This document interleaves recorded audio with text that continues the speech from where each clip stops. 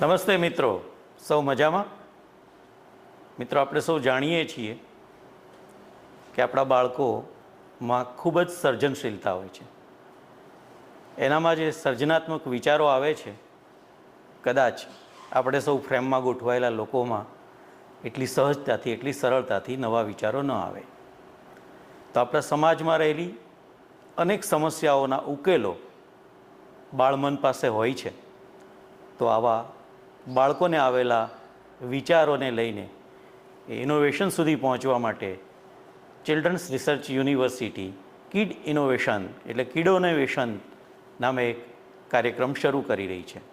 આપ સૌ શિક્ષક મિત્રોને મારી નમ્ર વિનંતી છે કે આપ આપની શાળામાં બાળકોને આપણી આજુબાજુમાં શું સમસ્યાઓ છે એ સમસ્યાઓ એકત્ર કરવા માટે થોડો સમય આપો, થોડું વાતાવરણ આપો અને 8-10 દિવસ પછી આવા બાળકોને ફરી પૂછો કે શું સમસ્યાઓ છે અને શું એનો ઉકેલ હોઈ શકે.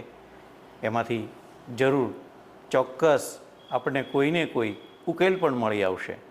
હું આપને ઉદાહરણ આપું. બોરુ પ્રાથમિક શાળાની જે દીકરી હતી, એમણે એક વખત પહેલા ધોરણનું બાળક માટે જે નળની હાઇટ સુધી નહોતું પહોંચી શકતું અને 7માનું 8માનું બાળક બધાની હાઇટ નળની જુદી જુદી હોવી જોઈએ એવો એક ઉકેલ આપ્યો.